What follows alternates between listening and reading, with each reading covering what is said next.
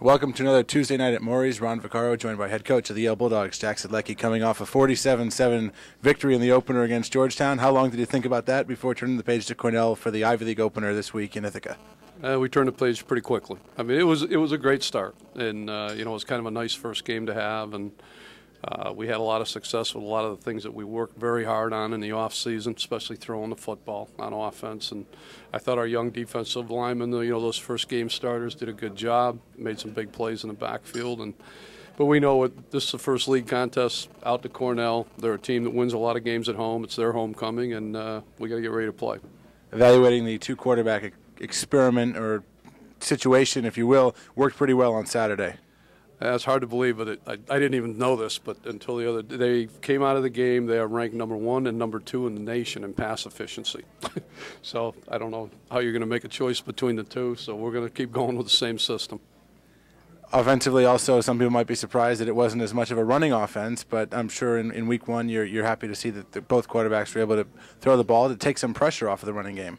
I mean, one of the things we said in the offseason, based on how we finished the year last year, that defenses were going to gear down, try to take Mike out, and challenge us to see if we could throw the football. And they made it pretty easy for us to throw the ball. And obviously the first play of the game, we threw a 61-yard pass, and that kind of got us off on the right foot. But for the day, we were 24 for 34 and 361 yards. We haven't done that in probably 3 years. So I think it's going to make Cornell and everybody down the road, they're going to have to prepare and make some decisions how they're going to defend us. One of your keys to winning over the years has been turnover margin, and 3 big interceptions on Saturday from your defense. Is this a playmaking defense that you expect to be able to do that all season? We hope so. I mean, obviously they set the tone right away with 3 and 1 for a touchdown, and we finished +1 for the game, and that's been a big thing with our success over the last, especially the last 2 years, is the amount of turnovers we create and the fact that we don't have very many ourselves. It makes for easier games, obviously. In the second half, when they had the interceptions, all of a sudden the score goes from 20 to 40 pretty quick, and a couple of short field situations, and actually we gave it right back to them on the one. We can't afford to do that in a close game, but I expect us, with all the stand-up players that we have back and all the guys that have made plays for us in the past, we should have a lot of success with guys breaking on the ball and making some plays. Playing Cornell this Saturday, is it fair to say that they might be the opponent in the Ivy League that will keep opponents on their toes the most? Yeah, I mean, they are a high-risk defensive football team, and it's high risk, high reward. It's also high risk, and you can make big plays against them. 3 years ago, we threw the ball over their heads 5 times, and it was one of those really easy games.